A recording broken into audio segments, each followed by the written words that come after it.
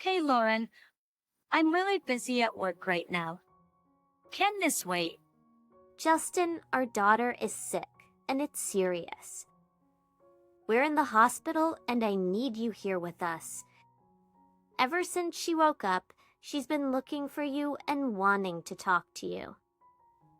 I already told you. I'm at work. I can't drop everything for this. You'll have to handle it on your own. Tell Jane to stop being a whiny baby. It's probably nothing serious anyway. She just wanted your attention like the attention-seeker child she is. My name is Lauren, 34, and let me take you back to the day when a seemingly ordinary request set off a chain of events that left my family with more than just emotional wounds.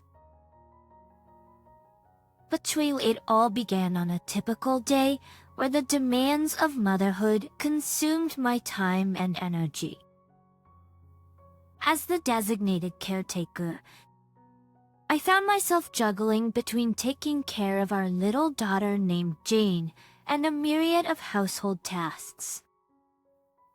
As usual, I had to do all the chores myself, like cleaning the house, doing laundry and ironing clothes, decluttering spaces, managing household budgets, and more, ensuring that everything ran smoothly. Amidst the responsibilities, my daughter Jane came up to me with her innocent eyes and soft voice. Her little face was flushed. Mommy, I'm so hungry. Can I have something to eat? I'd something light, please. I didn't want to leave Jane unattended, but I just can't cater to her request right now. I have so many things to accomplish alone for this day. I glanced toward my husband, Justin, hoping he could step in and lend a helping hand.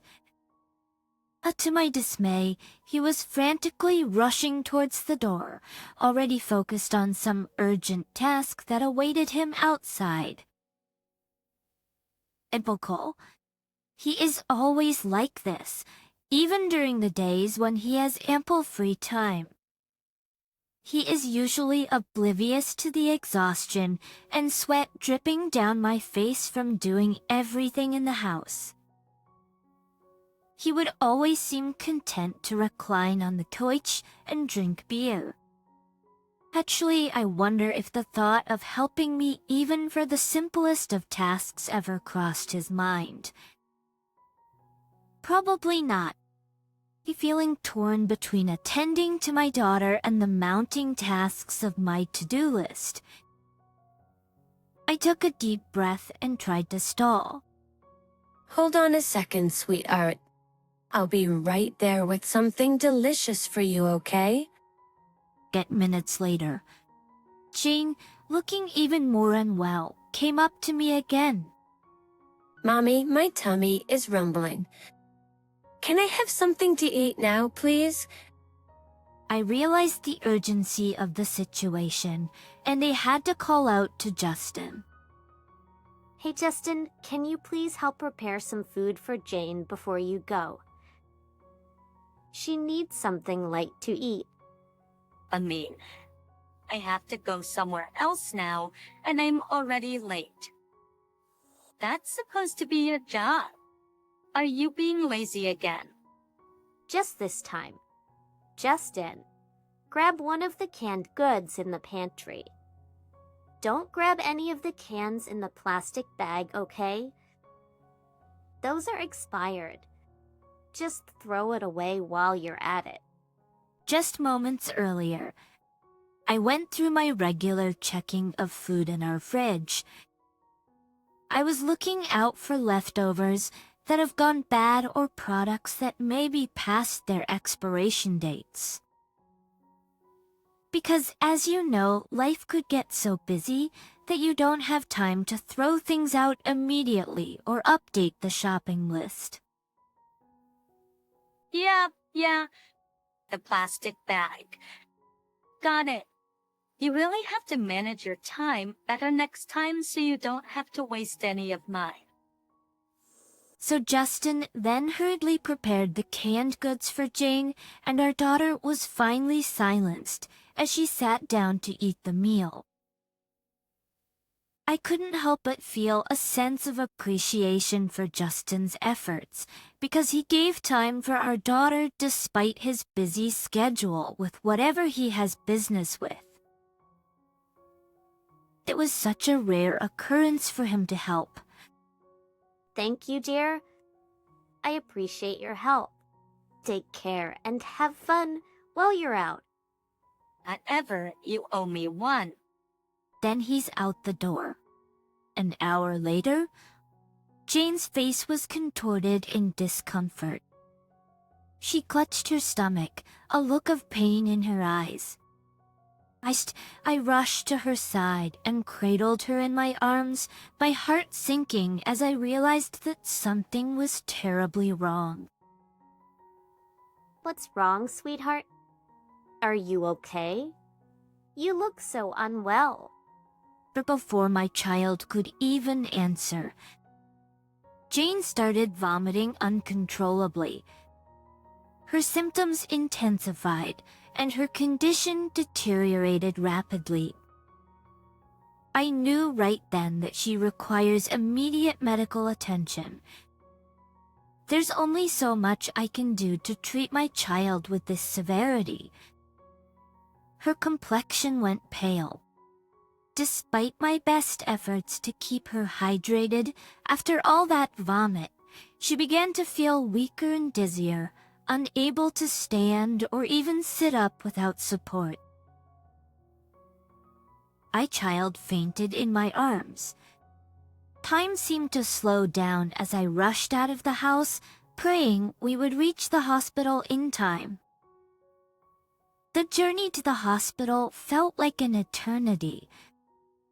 Upon arrival at the hospital, medical professionals swiftly took over, providing the immediate care Jane desperately needed. They assessed her vital signs, administered fluids, and conducted various tests to stabilize her condition. And it did. Thank goodness. When the immediate danger seemed to have passed, the questions from the medical staff lingered in the air. One of the nurses approached me. "Kalel, are you the mother of the child?" Can you recall what was the last thing Jane ate before she fell ill? My mind raced as I tried to remember. Oh, it was just a canned good. Why? What is it, ma'am? My husband, Justin, was rushing, and I asked him to prepare. Oh my God, he must have misheard my instructions and served our child the expired canned goods that I told him to discard. We need to inform the doctors about this information. Yes, please let them know there was a misunderstanding with me and my husband. The nurse assured me that they would address the matter promptly and reiterated that my focus should remain on supporting Jane's recovery. But I can't help but be riddled with guilt. Was it my fault? I told him not to do that clearly. Am I a bad mother? And suddenly woke up, and she was no longer suffering. Mommy? How are you feeling, sweetheart? Do you feel better now? I'm sorry about what happened. Mommy, where's Daddy? I need him. He's at work, sweetie. Just go take a rest and recover well first, okay? But I want Daddy. Can I talk to him, please? I can't just turn down her request. She just went through something bad, and I had my fair share of the blame. I'm still feeling very guilty about what happened, and I would have to at least try to comfort her to the best of my ability. All right, sweetie. I'll try calling Daddy, okay? Hold on. I reached for my phone and dialed Justin's number. Aside from Jane's insistence, I actually also needed my husband's support and reassurance since I worry too much for our daughter's health. Finally, Justin's voice came through, but instead of the comfort I sought, I was met with unexpected coldness and disrespect. Hey, Lauren. I'm really busy at work right now. Can't this wait? Justin, our daughter is sick and it's serious. We're in the hospital, and I need you here with us. Ever since she woke up, she's been looking for you and wanting to talk to you. I already told you. I'm at work. I can't drop everything like this. But you'll have to handle it on your own. Tell Jane to stop being a whiny baby. It's probably nothing serious anyway. He dropped the call, and I felt an overwhelming sadness. How could he say that about his own daughter who just wanted to hear his voice? And in that moment, I made a silent promise to myself and my daughter that I would be her rock, her pillar of support, even if it meant standing alone. I'm sorry, honey, but Eddie's busy right now. You can talk to him once we get home and he arrives from work, okay? I can see my child's face dropped. As a parent, it's such a heartbreaking sight. While waiting, I turned my head towards the television mounted on the wall, momentarily distracted from the heated exchange I had with my husband. And there he was, Justin appearing on the television screen displaying the live broadcast of a basketball game. Amidst the cheering crowd, the camera panned to the infamous kiss cam. Justin, my husband, was kissing a woman I had never seen before. But the weight of his betrayal hit me with full force. His anger and sadness intertwined within me, creating a storm of emotion that threatened to consume me. Began tearing up as I fumbled to dial Justin's number again, needing answers, needing him to explain his actions. With each ring, my heart pounded. Finally, Justin answered with his voice laced with irritation. Christ, woman, what do you want? Didn't I tell you I don't have any free time for your dramas right now? Why can't your bird brain understand that? How's the kiss cam, lawyer? I saw you on TV kissing another woman while our daughter lies in the hospital bed, asking where you are and wanting to hear your voice. And you even lied to me. Your wife... Of course. Justin's immediate reaction was of denial, trying to craft excuses and lies to protect himself. What? What are you talking about? I'm just here for business matters. You wouldn't understand. If you're going to lie, at least make an effort to make it believable. When you come home, we're over. Justin, I can't do this anymore. You've broken our trust, our family. You're a terrible father and husband. It's time for me to protect myself and my daughter from further heartache. We don't deserve this. Justin, seeing the severity of the situation, attempted to rush through his words, hoping to mitigate the damage. But his attempts fell on deaf ears. The decision had been made, and I knew from that moment of betrayal that it was time to prioritize my own well-being and that of my daughter. Justin hurriedly made his way through the bustling basketball stadium, attempting to escape the situation. but it only led to further embarrassment and humiliation. In his haste, Justin's grip on the drinks he held tightened, causing them to slip from his hands. To the liquid splattered across the girl he had been kissing a few minutes earlier, drenching her in a cascade of embarrassment. Thoughts of the crowd erupted into a mixture of laughter and gasps, intensifying the awkwardness of the moment. It will surely lessen his chances of getting on with the girl because of what he caused. Deterred by the mishap, Dustin pressed on, his focus solely on reaching the exit. His eyes darted around, searching for a path through the maze of people. But as he rushed towards the door, he failed to notice the uneven step on the staircase. As he descended, his foot caught on the protruding edge, causing him to lose his balance. In a split second, his body tumbled forward, crashing down the stairs. The impact resonated throughout the arena, drawing the attention of those nearby. Groans of sympathy mingled with murmurs of shock as Justin lay on the ground, bruised and battered. Blood trickled from a cut on his lip. I found that accident very fitting as a physical manifestation of the pain he had inflicted from his lies to me and his daughter and to kissing someone else. I saw everything as I had been watching the events unfold on the television screen.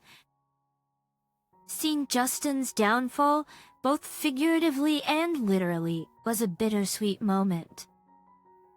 Part of me wished for his redemption, for a change of heart and a desire to make amends. But deep down, I knew that the wounds ran too deep for a simple stumble to repair the damage he had caused. As the stadium staff rushed to Justin's aid, I turned my attention away from the television and shifted it towards my phone. I sought another momentary distraction from the chain of painful events that had just unfolded.